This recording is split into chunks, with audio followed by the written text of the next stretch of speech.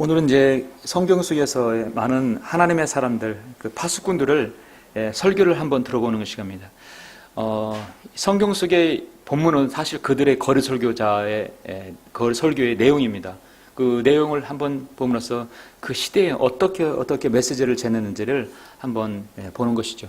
그리고 나서 이제 다음 주는 이제 여러분이 한번 이렇게 자원해서 나오셔서 이렇게 우리 형제님들에게 이제 한해서 잠깐 5분 내지 10분 정도 설교할 수 있는 시간을 드리겠습니다.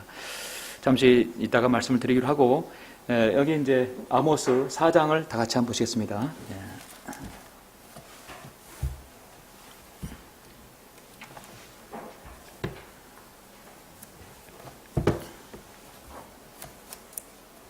소선지서 아모스 4장입니다.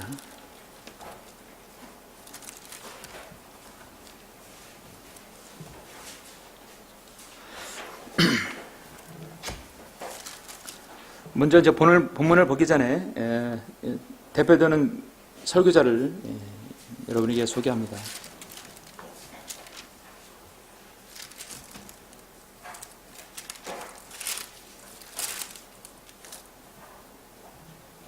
아모스가 이제 4장에서 강력하게 설교를 외치는데, 여러분 예레미야나 이사야나 아모스라든지 요나라든지 그 당시에 하나님의 사람입니까? 우리에게 그럼 하나님 말씀 들려주십시오. 그런 시대가 아니었습니다. 정말 온통 배교자들로 득실거렸어요. 하나님 말씀을 정면으로 거부하고 심지어 우상숭배까지 자행하는 자들이기 때문에 그들이 설교할 수 있는 공간이나 시간적인 여유도 없었고 결코 내주지 않았어요. 그래서 당시에 하나님 말씀을 전파하는 이 설교자들은, 이 선지자들은 시간이 없는 가운데서도, 주지 않는 가운데서도, 장소를 없는 가운데서도 거리에서, 광장에서 그 군중들에게 하나님 말씀을 일방적으로 선포했습니다. 그래서 여기 있는 말씀은 청중에 돈을 얻고 설교하는 게 아니라 일방적으로 하나님 말씀을 전파하는 것입니다. 이 아모스가 4장에서 복음을 이렇게 이제 당시에 그들에게 구원받을 수 있는 메시지를 전할 때, 이 7장 14절 먼저 한번 보시면 아모스는 어떤 사람이었는가? 그러자 아모스가 대답하여 아마샤에게 말하기를, 나는 선지자도 아니요 선지자의 아들도 아니라 다만 나는 목동이요 뽕나무 열매를 거두는 자였노라. 내가 양떼를 따라가는데 주께서 나를 취하소서 주께서 내게 말씀하시기를 가서 내 백성 이스라엘에게 예언하라 하셨느니라. 17절에 보면 그러므로 주가 이같이 말하노니 내 아내는 성읍에서 장녀가 될 것이요 내 아들들과 딸들은 칼에 쓰러지리라. 내 땅은 줄을 재어 나뉠 것이요 너는 오염된 땅에서 죽을 것이며 이스라엘은 반드시 자기 땅에서 사로잡혀 갈 것이라. 바빌론으로 포로가 될 것이다 라고 예언하고 있습니다. 이렇게 강력하게 그들에게 질타하는 내용인데요, 4장에 보면 이스라엘이 너무나 범죄하였기 때문에 마치 4장 4절에 보면 베델로 와서 범죄하고 길갈에서 죄를 더하고 매일 아침 너희 희생제물을 가져오며 3년 후에 너희 11조를 가져오고, 참 비꼬는 말투로 지금 그들에게 잘못된 것을 질타하는 거죠. 여러분, 베델은 이스라엘 백성들이 늘 야곱이 하나님을 찾았고 다시 그 모든 여정을 마치고 돌아왔을 때 제단을 쌓았던 곳이에요. 그 이스라엘에서 베델이라고 하는 성지거든요. 길갈도 마찬가지고. 그런데 오히려 베델로 와서 범죄하였고 길갈에서 죄를 더하였던 지역이 되어버렸어요. 5절 보니까 누룩과 함께 감사의 희생제물을 드리며 자원하는 제물을 선포하고 공표하라. 오 너희 이스라엘 자손들아, 이것이 너희가 좋아하는 것입니다. 참 너희가 좋아하는 거지. 그렇게 좋아하는 죄 마음대로 져라. 크게 져라. 그렇게 하면서 주 하나님이 말하노라. 보면 이제 6절, 7절, 8, 9, 11절은 하나님께서 이스라엘을 치실 때 기근을 통해서, 7절 자연재해를 통해서, 8절은 이 샘물을 다듬으로써, 9절은 심지어 이 곰팡이와 벌레를 통해서, 10절은 전염병을 통해서, 11절은 전쟁을 통해서 벌할 것이다. 그 여러분, 전쟁이나 이런 병균, 이런 유럽에 있었던 그 패스트균이라든지 흑사병 같은 경우는 모두 다 사실 하나님의 지심이 있는 것이었죠. 기근도 그렇고 자연 모든 것도 샘물의 근원도 하나님께서 하시는 일이죠. 이런 모든 걸 통해서 위대하신 하나님께서 자연을 통해서 그들을 치신다는 거죠. 자, 12절 13절입니다. 이제 이게 핵심 중에 핵심이죠. 그러므로 오 이스라엘아, 내가 너에게 이같이 행하리라. 내가 너에게 이것을 행하리니 오 이스라엘아, 내 하나님을 만날 준비를 하라. 참 강력한 하나님 말씀이죠. 자, 여러분 이 시대나 그 당시 시대든 누구든 간에 내 하나님을 만날 준비를 해야 합니다. 예. 여러분 이 시대에 하나님 만날 준비를 안 하면 어떻게 됩니까? 나중에 사탄의 자식들, 저 지옥에서 영혼을 맞이할 준비를 해야 합니다. 예. 하나님 만날 준비를 안 하면 안 돼요. 왜냐하면 보라, 이는 산들을 짓고 바람을 창조하며 인간에게 자기 생각이 무엇인가를 선포하는 분, 아침을 어둡게 하며 땅의 높은 곳들을 밟는 분, 만군의 하나님인 주가 그의 이름이라. 여러분, 하나님 어떤 분이냐? 정의를 내리죠. 인간에게 자기 생각이 무엇인가를 선포하는 분이다. 그래서 저는 이 말씀을 아주 좋아합니다. 인간에게 자기 생각이 무엇인가를 선포하는 분. 여러분, 이 시대 하나님께서 인간에게 자기 생각이 무엇인가를 선포하는데 하나님의 생각이 무엇입니까? 죄인에게는 뭐죠? 요한복음 3장 7절에서 You must born again. 너는 거듭나야 한다. 그럼 거듭난 사람에게 하나님의 요구는 뭐죠? 너는 영과 진리로 경배 드려야만 한다. 예. 그래서 이 만자, 영어 표현으로 반드시 must. 그러니까 너는 거듭나야 한다가 아니라 성경은 거듭나야만 한다. 반드시 거듭나야 한다. 거듭난 사람에게는 너는 영과 진리로 경배 드려야만 한다. 여기에 두 개의 하나님께서 자기 생각을 무엇인가를 선포하시는 분이죠. 정확하죠? 예. 당시 아모스가 바로 그런 선지자였습니다. 우리도 여기 본문에 보면 여러분 에스겔 3장을 보시겠습니다. 자, 에스겔 3장을 조금 더 앞으로 거슬러 올라가서 3장 보시죠. 에스겔도 당시 배교한, 근데 에스겔은요 포로로 끌려갔어요. 유프라데스 강가에 있는 크발강가로 포로로 끌려간 상태로 지금 말씀을 전하는 거예요. 예레미야는 그 진흙탕 감옥에 갇히면서 그 예루살렘의 아주 극빈자를 향해서 예루살렘에 남아 있었거든요. 예루살렘에 예레미야는 남겨두고 거기서 전했고, 에스겔은 다니엘처럼 포로로 끌려간 상태에서 거기 전한 거죠. 그래서 에스겔 3장 15절이니까 그때 내가 텔아비브에 있는 사로잡힌 자들에게로 가니 그들은 크발강가에 거하는데 내가 그들이 앉아 있는 자리에 앉아 그들 가운데서 놀라서 7일을 지내라. 저기 잠시 어떻게 뭘 하다가 유튜브에서 그 바빌론 강가의 노래라는 말을 한번 들었는데, 노래가 마치 그들의 뽕작 비슷한 노래, 우리의 뽕작 같은 노래를 하는데 상당히 좀 음율이 재미스럽기도 하고 참 슬프기도 하더라고요. 그들은 바빌론 강가에서 울었네. 자신의 옛 고향을 생각하며 울었네. 그러니까 그들은 70년간, 우리는 30년 동안 일제 그 강점기 때 얼마나 피눈물을 흘리면서 고생하고 독립을 위해서 외쳤습니까? 근데 그들은 그 크발 강가, 바빌론 강가에서 그렇게 고국을 그리우면서 노래했죠. 근데 그들은 슬퍼하고 이렇게 살면 안 되겠다. 정말 그거를 누굴 통해서 알려주냐면 바로 에스겔을 통해서 알려주는 것이죠. 그래서 에스겔 3장 17절에 보면 인자야 내가 너를 이스라엘 집에게 파수꾼으로 세웠나니 내 입에 있는 말을 듣고 내게서 나오는 경고를 그들에게 주라. 내가 악인에게 말하기를 너는 반드시 죽으리라 하고 할 때 내가 그들에게 경고도 주지 아니하고 그 악인에게 그의 악한 길에서 떠나라고 경고하여 그의 생명을 구하라고 말할지도 아니하면 바로 그 악인은 그의 죄악 가운데서 죽을 것이나 나는 내 손에서 그의 피를 요구하리라. 내가 악인에게 경고를 주었는데 또 그가 그의 악에게나 그의 악한 길에서 돌이키지 않으면 그는 그 죄악 가운데 죽을 것이라. 그러나 너는 내 혼을 구하였느니라. 이 에스겔은요 잘 박혔어요. 내가 내 명령을 저들에게 전달하지 않으면 그 피를 너에게 요구하겠다고 그랬어요. 에스겔은 정말 절체절명의 사명감을 띠고 했어요. 이 시대에 우리가 복음을 여러분 사명감을 갖고 하지만 설사 우리가 어떤 일로 인해서 안전하지 않았더라도 이렇게 저주는 우리에게 임하지는 않죠. 그 피를 우리에게 요구하지는 않아요. 우리가 명령에 순종하기 때문에 하는 것이지. 근데 에스겔은 그렇지 않았어요. 경고를 반드시 주라 했거든요. 27절에 보면 그러나 내가 내게 말할 때 내가 내 입에서 입을 열리니 너는 그들에게 말하기를 주 하나님께서 이같이 말씀하신다 하라. 듣는 자는 듣게 할 것이요 듣는 것을 그만둔 자는 그만두게 할지니 이는 그들이 반역하는 집임이라. 그곳에서도 듣지 않으면 방법이 없다 이거죠. 그렇게 전했어요. 자, 근데 여기서도 지금 어떤 장소를 만들어 준 게 아니라 그 광장에서, 강가에서, 어떤 곳에서도 선포했다는 얘기죠. 자, 우리 그러면 요나서란 뭐죠? 자, 에스겔전서, 소선지서, 호세아, 요엘, 아모스, 오바다, 요나, 아모스, 오바다, 그 다음에, 요나죠? 요나서, 요나서를 보시면, 소선지서 요나서를 보시죠. 선지자 중에 가장 불순종했던 요나 선지자입니다. 그리고 돌이켜서 한 번의 설교로 12만 명이 되는 전무후무한 회심자를 낳았던 설교자. 대단하죠?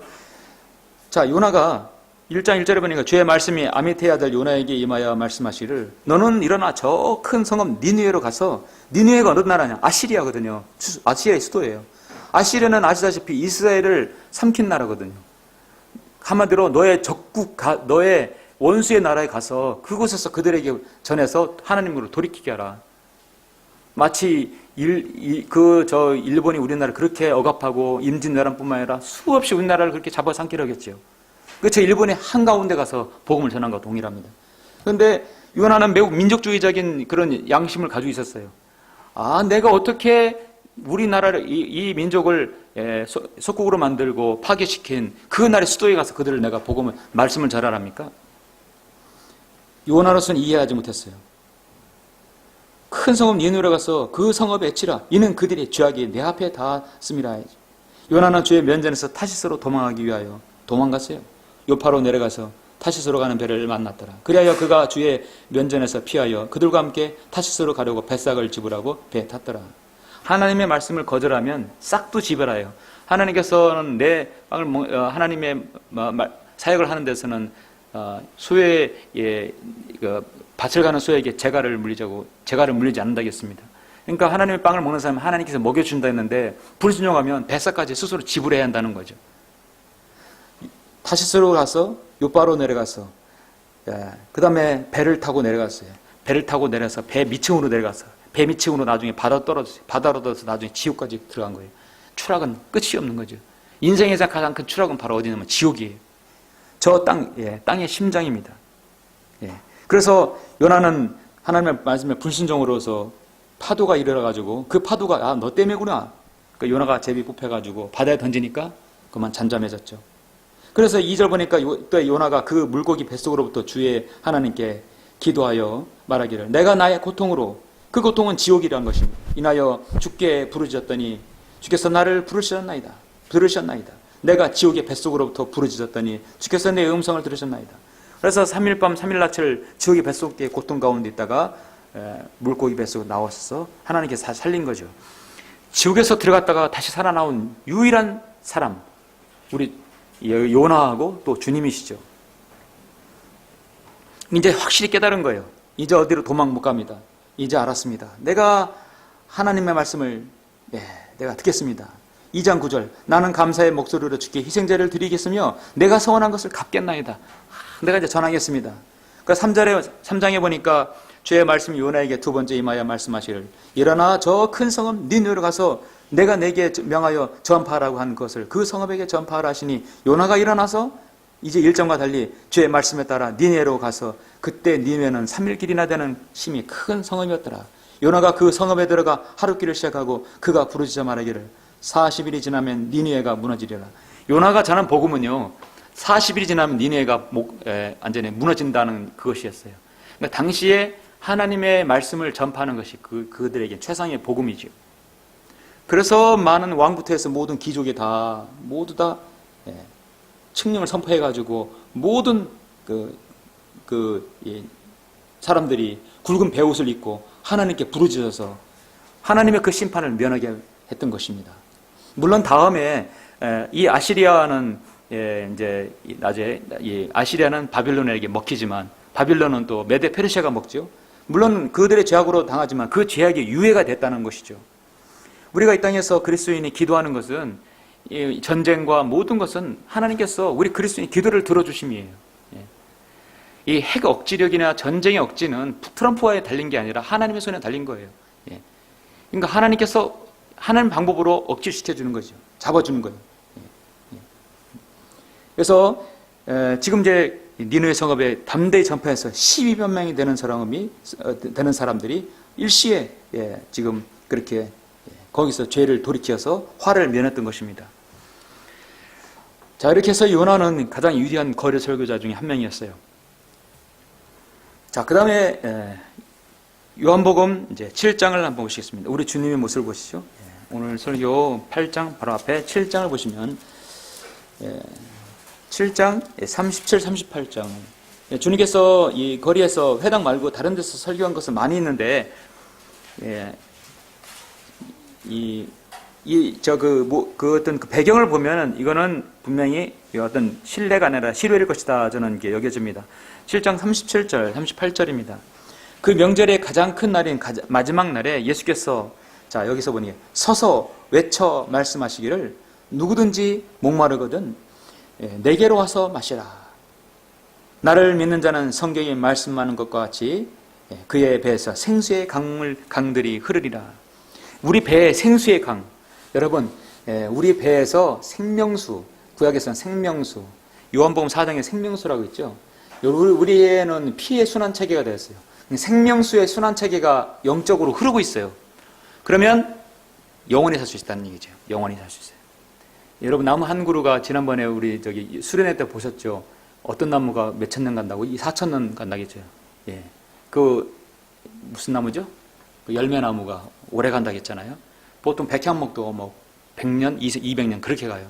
그래서 나무는 물의 순환체계이기 때문에 보통 몇백 년, 500년 이상 된 나무도 우리나라에 있어요.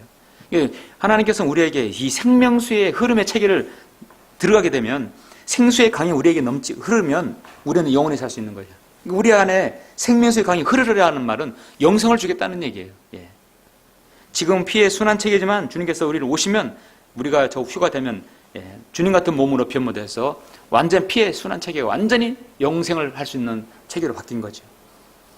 불로초를 먹거나 어떤 신비로운 어떤 그 체험이 아니라 정말 예수 그리스도만 믿게 되고 영접하면 우리는 영원히 살 수 있는 것이죠. 자, 그래서 우리가 이제 이 성경에서 하나님의 사람들은 대부분 거리 설교자들이었다. 시대의 파수꾼으로서 하나님의 말씀을 첨파하는 일꾼들이었습니다. 거리 설교자의 원조들이 바로 아모스, 에스겔, 요나, 예레미야도 마찬가지죠. 예레미야는 제가 말씀 못 드렸는데 예레미야 하나 보시죠. 여러분 예레미야 5장을 보시죠. 예레미야는 포로로 끌려가지 않았고 이스라엘에 남겨진 상태에서 말씀을 전했습니다. 예레미야가 눈물의 선지자죠. 그 성벽과 회파된 성읍들을 보고 눈물로 간구하고 기도했던 선지자죠. 5장 1, 2절 보니까 너희는 예루살렘의 거리를 여기저기 달려서 이제 보고 알며 거기 넓은 곳에서 찾으라. 만일 너희가 한 사람이라도 찾을 수 있다면 공의를 행하고 진리를 행하는 누군가 있다면 내가 그 성읍을 용서하리라. 얼마나 간절하면 그 한 사람도 찾아볼 수 없다. 최소한 우리나라보다 더 악한 거죠. 우리나라는 그래도 각 곳곳에 우리 성경도면 그리스도인이 곳곳에 주말이면 어디서든 간에 설교하는 사람들이 있어요. 그것 때문에 한 사람 이상은 되는 거죠. 그런데 이스라엘은 완전히 황폐됐어요. 한 사람에다 살 수 있다면 내가 그 성읍을 용서하리라 하겠어요. 그들이 말을 하기를 죽여서 살아 계시거니와 할지라도 진실로 그들은 거짓되이 맹세한다. 한 사람의 중요성이죠. 여기 있는 말씀대로 성경 속에 있는 모든 거리 설교자, 이 하나님께 부름받은 하나님의 사람들은 모두 다 거리 설교자들이었다. 설교자였습니다. 그러면 오늘 이제 여러분에게 본격적으로 세 사람을 소개하는데 이제 여기 소개하는 것은 그들이 한 설교 본문을 여러분에게 한번 소개합니다. 근데 이 설교 본문을 통해서 그들의 요점과 대상이 어떠한 것인가? 자, 이 대상은 각각 달라요. 베드로가 있고, 두 번째 스테판이 있고, 그다음 세 번째로 바로 사도 바울이 있죠. 그래서 베드로를 먼저 보면 한 번의 설교로 3,000명의 회심자를 얻게 한 설교다. 이 회심자는 당시 그리스도인보다도 이제 이게 지금 사도행전 2장의 본문이기 때문에 대다수 유대인들이죠. 예수 그리스도를 십자가에 넘긴 유대인들입니다. 이제 그 설교를 내용을 보면서 그들이 한 그 거리 속의 논점, 대상, 무엇을 전했는가를 한번 보시는 거죠. 그래서 이대로 우리가 하는 건 아니지만 우리가 이제 다음 장에서 우리 대상은 다르죠. 그 대상이 다름을 이제 알고 여러분 사도행전 2장을 한번 보시겠습니다. 사도행전 2장 다 같이 보시죠.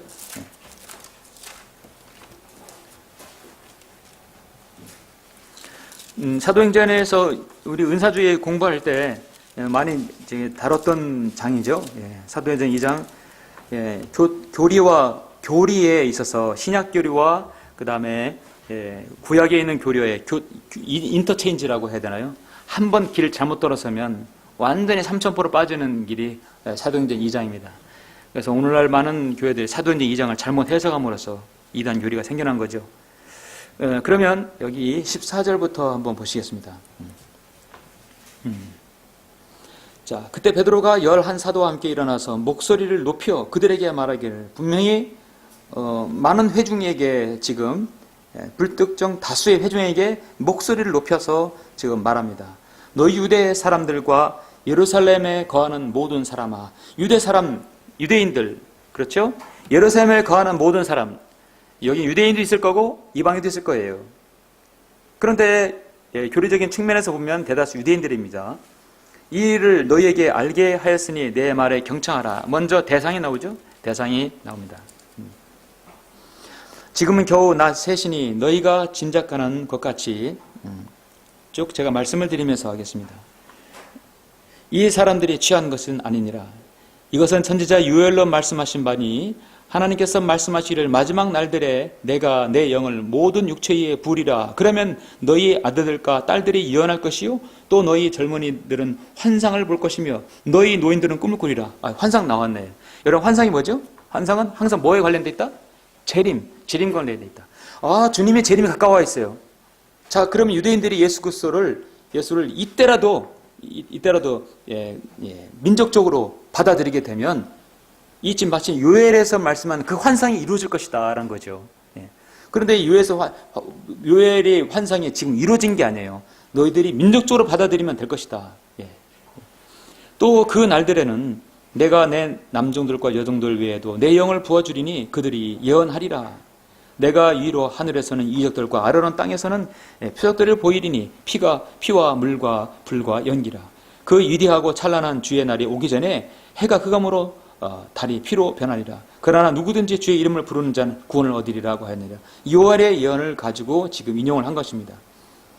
자, 계속해서 이제 설교합니다. 너희 이스라엘 사람들아, 지금 이제 주 대상이 나오죠. 이스라엘 사람들아, 이 말씀을 들으라. 너희 자신도 아는 바와 같이, 자, 너희도 아는 바와 같이, 너희가 왜 모르냐? 나사렛 예수는 이 땅에 분명히 실존한 예수님을 너 알지 않느냐? 하나님께서 그를 통하여 너희 가운데 행하신 기적들과 이적들과 표적들로 너희 중에서 하나님께 확증되신 분이라. 분명히 표적과 기적과 이적, 그거를 보이신 분이다.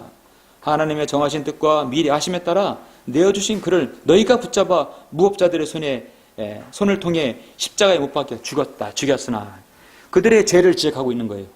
자, 설교는 죄를 지적합니다. 잘못된 부분은 분명히 지적합니다. 여기 교재 보니까 너희 자신도 아는 바와 같이, 그것은 뭐냐면 베드로는 지금 청중의 동의를 구하고 있다는 얘기는 뭐냐면 내가 설교하겠으니 들어주라는 그런 게 아니라 너희들이 분명히 죄임을 너희 스스로 인지해야 된다는 것이죠. 죄를 지적하는 것이죠. 그리고 나서 계속해서 보시면 너희가 붙잡아 무법자들의 손을 통해 십자가에 못 박여 죽었으나 죄를 지적합니다. 하나님께서 그를 사망의 고통에서 풀어 살리셨으니 이는 그가 사망에 매여 있을 수 없기 때문이라. 이는 다윗이 그에 대하여 그에 관하여 말하기를 내가 주를 항상 내 앞에서 미리 배웠으니 이는 그분께서 내 오른편에 계시어 나로 유동치 못하게 하심이라. 그러므로 내 마음이 즐거워하였고 내 혀가 기뻐하였으며 또한 나의 육체도 소망 속에 안식하리니 이는 주께서 내 오늘 지옥에 내버려 두지 아니하시고 또 주의 거룩하신 분으로 썩어짐을 보지 않게 하실 것입니다. 이거는 에베소 시편의 16편의 예언의 말씀처럼 주님께서 지옥으로 들어가셔서 빗장을 잠그시고 구약인 나곤선도를 데리고 위로 올라가셨잖아요. 그런데 주님께서는 지옥에까지 갔다 오신 것을 말씀하고 있는 것입니다. 그리고 좀 넘어가서 30절 보면 그러므로 그가 선지자가 되어 육신을 따라 그의 후손 중에서 그리스도를 일으키시어 그의 보좌에 앉게 하신다는 맹세를 하나님께서 자기에게 하신 것을 보고 그가 미리 앞을 내다봄으로 그리스도의 부활에 관하여 말한 것은 주의 영혼이 지옥에 버려지지 아니하였으니 또 주의 육신도 썩어짐을 보지 아니하였다는 것이라. 주님께서 부활하셔서 올라갈 것이라는 것을 보여주고 있습니다. 이 예수를 하나님께서 살리셨으니 우리 모두가 그의 일에 관한 증인이라. 그러므로 그가 하나님의 오른손으로 높임을 받고 또 아버지로부터 성령의 약속을 받아서 지금 너희가 보고 들은 이것을 부어주셨느니라. 다윗은 하늘로 올라가지 못하였으나 스스로 말하기를 주께서 내 주께 말씀하시기를 내가 내 원수들을 내 발판으로 삼을 때까지 너는 내 오른편에 앉아 있으리라 하셨도다. 이제 주님께서 다시 오실다는 얘기죠. 그러므로 이스라엘은 온 집이 분명히 알 것은 너희가 십자가에 못 박은 이 예수를 하나님께서 주와 그리스도가 대신 되게 하신 것이라. 너희가 예수 그리스도를 바로 이분을 너희들이 다시 오실 이분을 너희들이 십자가에 못 박아버렸다. 그러므로 죄에 대해서 분명히 지적하고 설교를 들었을 때 청중이 가장 좋은 설교의 답변은 뭐냐? 그럼 내가 어떻게 해야 합니까? 거든요. 베드로는 이 설교를 강력하게 했을 때 대다수의 한 3,000명 되는 사람들은 이 말에 상당한 찔림을 받았어요. 가장 좋은 답변이 바로 설교를 듣고 답변이 그겁니다. 내가 그럼 어떻게 구원을 받아야 합니까? 그럼 내가 어떻게 해야 됩니까? 37절 나오죠? 그들의 이 말을 듣고 마음에 찔림을 받아 베드로와 다른 사도들에게 말하기를 형제 여러분 우리가 어찌하여야 하리까? 어찌하여야 하리까? 여러분 여기다 손 놓으시고 사도행전 16장을 한번 보세요. 잠깐 16장 보시면 참 여기 공통되는 질문이 있는데 16장 30절 보시면 여러분이 거리 설교를 하고 복음을 전했을 때 상대방에서 가장 좋은 답변이 뭐가 나와야 되냐? 그럼 내가 구원을 받으려면 어떻게 해야 합니까? 라는 뜻이거든요. 그게 나와야 되겠죠. 그럼 여러분이 탁 예수 그리스도를 영접해라고 하겠죠. 베드로가 지금 한밤중에 이렇게 잡혀 있는데 바울과 실로가 잡혀 있는 가운데에서 옥문이 열렸어요. 그리고 이제 도망가는 줄 알았더니 도망가지 않았어요. 자살하려고 하자 이 바울이 그 간수를 복음을 전했을 때 이 복음의 이 간수가 하는 말은 내가 구원을 받으려면 어떻게 하나이까? 사도 바울의 답변은 주 예수 그리스도를 믿으라. 그러면 너와 내 집안에 구원을 받으리라. 바로 가장 좋은 질문이며 답변이죠. 지금 베드로가 설교했을 때 이 3,000명은 뭐라고 했냐면 그러면 우리가 어떻게 해야 합니까? 어떻게 해야 됩니까? 우리가 해야 할 건 무엇입니까? 베드로가 그들에게 답변하기를 자 이거예요. 회개하라. 그리고 죄들을 사함받은 것으로 인하여 다시 한번 해석하면 너희들이 죄가 용서되었기 때문에 거기에 용서된 것으로 인해서 예수 그리스도의 이름으로 침례를 받으라. 그래야면 너희가 성령의 선물을 받으리라. 이 성령을 선물 받는 것은 침례를 예수 그리스도의 이름으로 침례를 받아야 순종해야 하는 겁니다. 이것이 오늘날 시대에 교리로 정하게 되면 예수 그리스도의 침례를 받게 되는 게 아니라 주의 이름, 아버지와 아들과 성령의 이름으로 침례를 받게 되면 그러면 구원받습니까? 성령 받습니까? 그렇지 않죠? 여러분 침례는 구원받은 이후에 구원받은 것에 대한 간증이에요. 이걸 오늘날 적용시켰으면 큰일 나죠. 결국 침례 받으면 구원받는 걸로 되어 있죠. 이것은 그 당시에 하나님께서 지금 이 이슬반성에 주신 한정된 과도기적인 부분이죠. 그래서 죄를 너희들이 용서받았기 때문에 거기에 부응하고 순종하는 의미로 침례를 받으라. 예수 그리스도의 침례를 받으라. 그리하면 너희가 성령의 선물을 받으리라.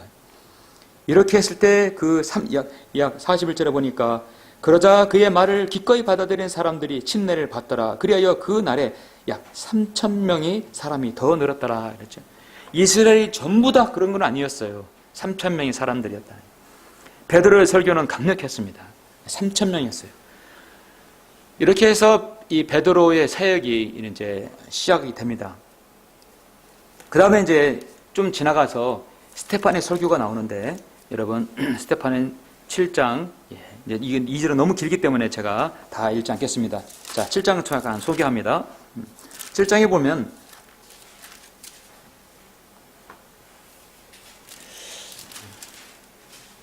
여러분 6장에서 스테판은 집사로서 선임이 돼요. 이 집사의 니카놀, 프로코로, 티폰, 파메나, 유대교로 개종한 안티옥 사람 니콜라우, 그 다음에 여기 스테판도 있어요. 스테판은 이제 여기 사역자들은 말씀과 기도에 매진하라고 해서 집사의 사역을 따로 줘서 역할을 줍니다. 근데 스테판은 정말로 믿음과 성령으로 충만한 사람이었어요. 근데 스테판은 이 유대인들이, 그 청중이 유대인들에게 마지막으로 너희들이 집체적으로 민족적으로 회개해서 예수 그리스도를 주로 받아들이는 그 설교를 강력하게 합니다. 그러니까 스테판의 설교도 아직까지는 유대인들에게 한정되어 있어요. 그래서 7장 2절에 딱 그렇게 보니까 그때 대제사장이 말하기를 이런 일들이 정녕 그런가 하니 스테판이 말하기를 부역 여러분 경청하라. 자, 부역 여러분 경청하라. 대상이 바로 유대인들이죠. 자, 우리가 이제 복음 설교든 여러분 거리 설교든 강단에 서는 것이든 청중은 항상 대상이 정해져 있습니다. 그 대상에게 어떤 말씀을 전해야 될지 정확하게 제시해야 되겠죠. 여기 이제 교재에 보니까 142페이지 두 번째 보면 너희 목이 곱고 마음과 귀에 할례를 받지 못한 사람들아. 51절에서 쭉 건너뛰어서 나오죠. 이 2절부터 그 사이에는 하나님께서 이스라엘 백성을 어떻게 이태에서 출애굽에서 이끌으신 그 여정을 나옵니다. 그 여정을 나와서 민족을 태생케 하고 또 그렇게 해서 너희에게 구주를 보내셨는데 너희는 그 구주를 십자가에 못 박지 않았냐. 그래서 51절, 자 여기서 중요하죠. 너희 목이 곱고 마음과 귀에 할례를 받지 못한 사람들아. 여러분, 목이 곱고 마음과 귀에 할례를 받지 못한 것이다. 너희 조상이 한 것 같이 너희도 늘 성령을 거역하는도다. 당신은 지금 이미 신약시대에 시가 접어들었기 때문에 거듭남이 있고 벌써 그리스도의 할례가 나올 수 있는 거죠. 근데 이 지금 유대인에게서는 지금 급선무가 예수 그리스도를 주로 받아들이는 것이 급선무거든요. 스테판에게 주신 마지막 기회예요. 목이 곱고 마음과 귀에 할례를 받지 못한 그들에게 기회는 거슬릴 수 있으나 정확한 지적이죠. 51절에 보니까 너희 조상이 한 것과 같이 너희도 늘 성령을 거역하는다. 청중의 죄를 지적할 때 가장 좋은 방법은 먼저 다른 흉악한 사람의 죄를 청중에게 이야기해 주는 것이다. 청중이 그 흉악한 죄에 대해서 분개할 때 하나님께서는 청중과 그 사람이 다를 바 없는 사실을 지적하면 됩니다. 왜냐하면 하나님 앞에서는 모든 사람이 죄인이라는 사실을 차별했기 때문이다. 그래서 계속 설교를 쭉 하니까 54절에 보면 그들이 이런 말을 듣고 마음이 상하여 그를 향해 이를 갈더라. 강력한 설교에 그들은 지금 분개하고 있는 거죠. 여러분이 어떻게 이제 거리 설교를 하고 무엇을 하더라도 여러분 청중 100%가 단 아니 10%도 아니십니다. 여러분의 설교에 귀담아 듣는 사람은 없어요. 그렇지라도 단 한 사람을 위해서라도 하는 것입니다. 그런데 지금 이런 대부분의 100% 있는 모든 유대인들이 격분하고 이를 갈고 있어요. 성경은 하나님의 말씀을 선포하라고 했지 해심시키라고 하지 않았습니다. 당신이 이와 같이 성경의 명령에 순종했다면 그 다음은 복음을 들은 사람의 목입니다. 그러나 당신의 설교를 듣고도 청중이 아무런 반응을 보이지 않는다면 그것은 자신의 설교를 다시 한번 되짚어 봐야 합니다. 겉으로는 보이지 않더라도 당신의 설교를 들었을 때 회심이라든지 이를 가든지 둘 중에 하나를 선택해야 합니다. 그렇지만 그래서 우리가 여러분 기도할 때 거리에서든 어디에서든 간에 늘 설교자를 위해서 기도하시는 것은 설교자의 설교 내용을 통해서 성도들에게 또 듣는 들에게 회중의 마음을 찔리고 또 받아들일 수 있도록 하나님의 은혜를 받아들일 수 있도록 그렇게 은혜를 달라고 기도해야겠죠. 그래서 이 스테판은 즉시 사람들의 그 격분 속에서 지금 순교를 당하게 되죠. 이를 가면서 말했지만 그러나 그는 성령으로 충만하여 하늘을 주시하여 우러러보니 하나님의 영광과 예수께서 하나님의 오른편에 서신 것을 보고, 자, 예수님께서 하나님의 오른편에 좌정하시지 않고 서 계시다. 지금 예수님께서 서서 유대인들이 전체적으로 민족적으로 그들을 주님을 받아들이면 주님이 재림하시기 직전의 모습이었습니다. 하늘이 열리기까지 했어요. 인자가 하나님의 오른편에 서신 것을 보고 마치 제림의 모습을 보는 듯합니다. 그런데 그들은 회심하지 않고 소리를 지르며 자기들의 길을 막고 일제히 그에게 달려들어서 그를 성읍 밖으로 끌어내어 돌로 치고 증인들은 겉옷을 벗어 사울이라고 하는 젊은이 발 앞에 놓더라. 그래서 돌로 그를 스테판을 쳐서 죽이게 됩니다.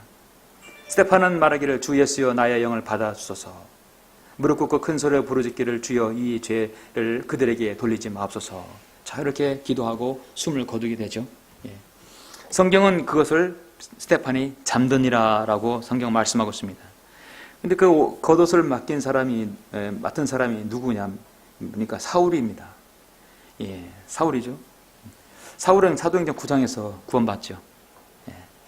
사울이 구원받는 그 부분은 또 나오는데, 사울은 그 당시에 참 이제 성령으로 충만한 게 악령으로 충만한 상태에서 그리스도인을 잡아 죽이고 교회를 파괴했던 그런 사람이었었죠.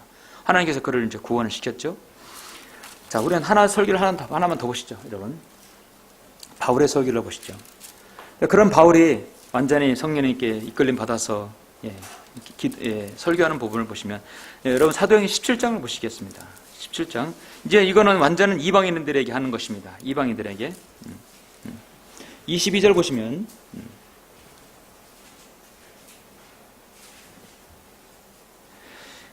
마르스 언덕은 마치 그 관광지처럼 사람들이 많은 사람들 보고 아주 복잡한 그 거리 한가운데입니다. 그 언덕에서 사도 바울은 저하게 설교하고 있어요. 그러므로 마르스 언덕 한가운데 서서 말하기를 아테네 사람들이요. 여러분 아테네가 이방인들이지, 헬라 문화인 이방인들입니다. 우리가 지금 이 시대에 복음을 전하는 완전 이방인들 동일해요. 내가 보니 너희는 매사에 너무나 미신적이라. 개혁성경에는 종교성이라는데 미신적이다. 지나다니다가 너희가 섬기는 대상을 보았는데 알지 못하는 신, 자신들이 믿고 있어도 그것을 무슨 신인지도 몰라요. 그래서 아예 알지 못하는 신에게라고 새겨놓은 제단도 있었노라.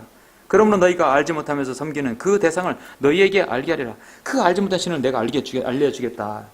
오늘날 이 시대에 우리가 설교하는 것과 동일하죠. 이 교재를 보니까 거리 설교를 듣는 청중들은 대부분 예수 그리스도와 성경을 믿지 않는 사람들이지만 그들은 모두 무엇인가를 믿고 신뢰하는 사람들입니다. 하지만 청중들은 자신들이 믿고 있는 것에 대해 그리스도인들이 믿는 것처럼 확고한 믿음이 없습니다. 그러므로 설교자는 그들이 믿고 있는 것들을 결코 그들이 구원할 수 없다는 사실을 강력하게 지적해야 합니다. 그래서 저는 이제 설교를 할 때 하는 것 중에 많이 질문하는 것입니다. 자, 여러분은 어떤 종교를 가지고 계십니까? 불교도 있고 유교도 있고 각가지 종교가 있겠지요. 그럼 여러분은 여러분이 가진 종교를 얼마나 신뢰하십니까? 그러니까 역으로 질문하면 여러분은 여러분의 믿음을 믿으십니까? 여러분은 여러분의 믿음을 믿으십니까? 좋은 질문 아니세요? 좋은 질문이죠. 여러분의 신앙, 여러분의 믿음, 여러분의 종교심을 얼마나 신뢰하냐? 내가 죽으면 내가 어디로 가는지 알려줍니까? 여러분은 죽음을 두려워한다면 여러분은 사실 여러분의 믿음을 믿지 못하는 것이다. 우리가 죽음을 두려워하고 죽음 이후에 무엇이 있는지를 모르기 때문에 사람이 종교를 선택하는 게 아니냐. 그러죠? 저는 죽음을 두려워하지 않습니다. 죽는 것은 잠들어 있기 때문입니다. 우리 육체는 썩어져 흙으로 돌아가지만 영을 불멸인 인간의 혼은 어디론가 가게 되어 있으니 바로 여러분 땅속의 중심인 지옥에 가든지 저 셋째는 낙원에 가든지 할 것입니다. 사람들은 죽으면 당연히 하늘나라 간다고 하지만 절대로 하늘 가는 게 아닙니다. 자신의 죄 문제를 해결을 받지 못하면 지옥에 갑니다. 그래서 자신이 믿고 있는 신에 대해서 얼마나 신뢰하는지 역으로 여러분 물을 수 있죠. 그렇죠? 그리고 여기 이제 27절 보니까 또한 무슨 이는 주를 찾게 하려 함이라. 자, 사람들이 하나님을 감지하려면 만나리니 그분은 우리 각 사람에게 멀리 떨어져 계시지 아니하도다. 여러분 우리 27절 사람들이 여기부터 한번 같이 읽겠습니다. 너무 귀중한 말씀이죠. 자, 시작. 사람들이 하나님을 감지하려 하면 만나리니 그분은 우리 각 사람에게 멀리 떨어져 계시지 아니하도다. 여러분 하나 여쭤볼게요. 한글 김정일선을 만나고 성경대 신학교회를 만나려고 무지 애썼죠? 노력했죠? 갑자기 어느 날 꿈에서 확 나타나가지고 이제부터 한글 김정일선 믿으라 하던가 아니면 하늘에서 뚝 떨어져가지고 여러분 신앙을 줬습니까? 여러분이 이곳에 오기까지는 많은 시련과 고통과 많은 그 고뇌와 좌절, 그 어려움, 때론 또 부부간에서도 의견이 치지 않는 부분도 있었을 것이에요. 얼마나 많은 고민과 어려움 가운데 왔었습니까? 이 많은 것들을 거쳤어요. 근데 중요한 것은 하나님을 바로 섬기고자 하는 그 일념은 동일하다는 얘기예요. 그러죠? 그러니까 하나님께서는 누구에게 정말 달성되는 속담이 있잖아요. 떡잎부터 알아본다고. 그 여러분, 하나님께서 여러분은 그 부분을 본성을 알아보신 거예요. 여러분이 하나님을 감지하려고 할 때 하나님께서 만나주신다는 거죠. 그래서 이와 같은 비슷한 말씀이 이제 잠언 8장에 이렇게 말씀하죠.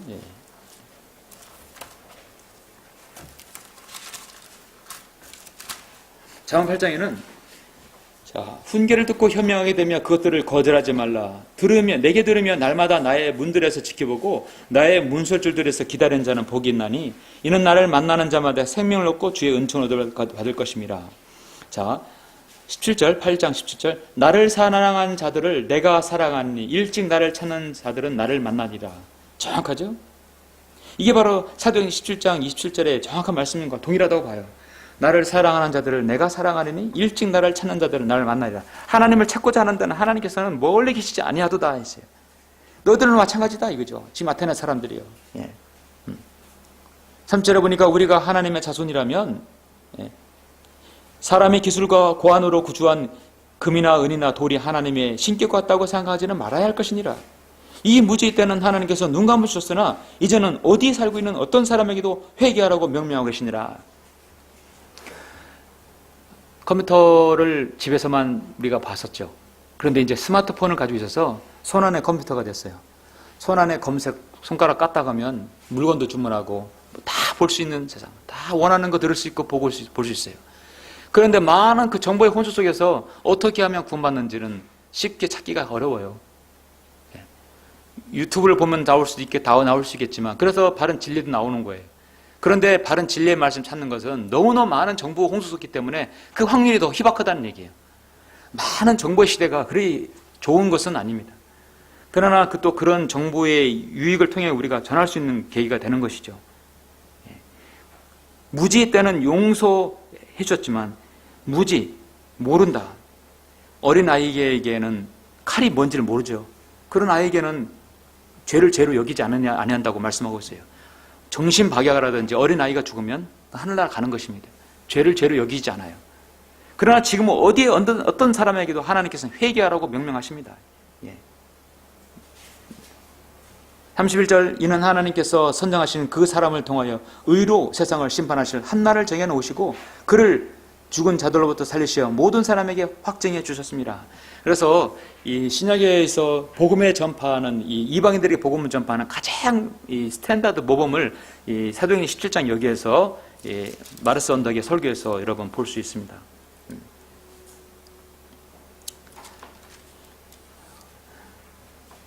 자, 그래서 우리가 이제 설교를 사도 바울의 설교, 그 다음에 스테판의 설교, 베드로의 설교 각각 그 내용을 봄으로써 대상이 누구이고 또 어떻게 그를 죄를 지적했는지를 순차적으로 봤습니다. 그 다음에 이제 다음 클릭 한번 볼까요? 이제 마지막으로 여러분에게 동영상 하나를 이제 보여드릴게요. 이걸 보면서 한 사람의 소중함이 얼마나 중요한지 한번 보시겠습니다.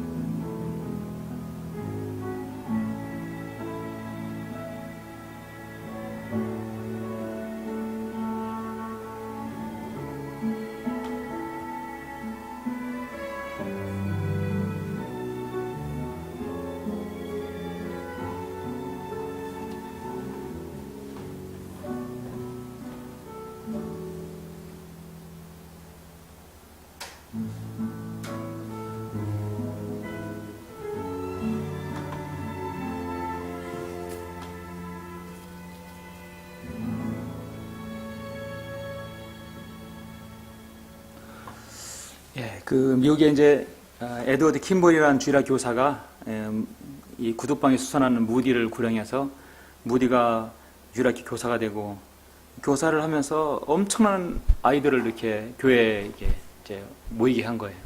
그래서 하나님께서 그를 쓰셔서 복음 전도자를 쓰시고 프레드릭 메이어가 구원받아서 프레드릭 메이어가 많은 사람이 복음을 전한 중에 체프만이라는 설교자를 거기서 구령하게 되고 이 체프만이 바로 이 프로야구 메이저리그 프로야구 선수 빌리 선데이를 구령하게 되었죠.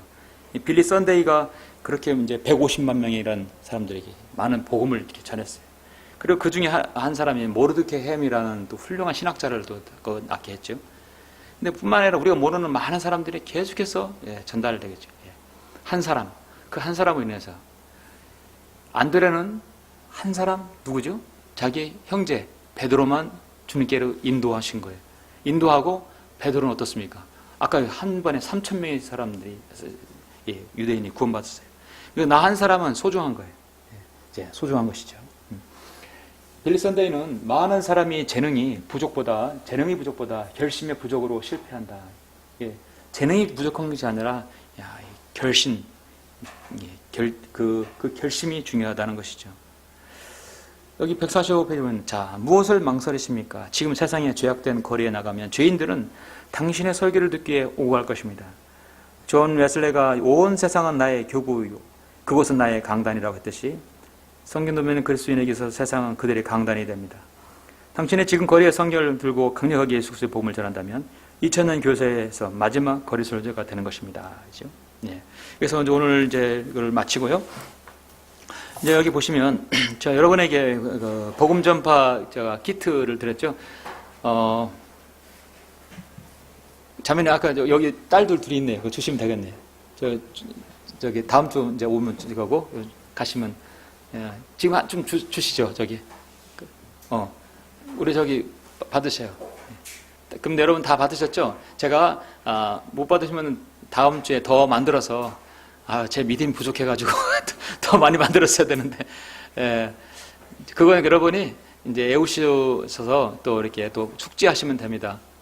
한 장 넘기시면 어떤 말씀이 있나요? 한 장 넘기시면 하박국 말씀이 있죠. 있죠? 제가 지금 없어서 하박국 몇 장 몇 절이든가요? 2장 1절 2절. 하박국 2장 1절. 내가 내 파수하는 곳에 서서 망대에 서서 그가 내게 말씀하실 것과 책망받을 때 내가 어떻게 대답하실 것인지를 지켜보리라. 주께서 내게 대답하여 말씀하셨도다. 너는 이 환상을 기록하여 판들 위에 알기 쉽게 새겨 그가 달려가면서도 읽을 수 있게 하라. 저는 이 말씀이 참 우리 주님께서 왜 달려가면서도 읽을 수 있냐. 여러분 막 달려가면서 읽을 수 있어요? 불가능한 거예요. 그 말은 뭐냐? 애워라. 애우면 달려가서 읽을 수 있다. 그죠? 바로 그 의미라고 저 여기집니다. 달려가면서도 어디에서든 여러분 머릿속에 새기면 어디서든 자유롭게 할 수 있어요. 여러분 이제 정독을 하시면 한 40분 걸릴 겁니다. 정독을 하시면 9절은 300구절 이상이에요. 그 뒤에 그 활자 다른 걸로 한 것은 러커 목사님이 추천한 이거는 꼭 알아야 된다. 그래서 그걸 추천까지 한 것이죠. 그래서 순서대로 잘 이렇게 여러분 정리하시면 자유자재로 누구에게 복음을 전할 때 그 구절만 해도 충분합니다. 충분해요. 그래서 활용하시면 되겠고요.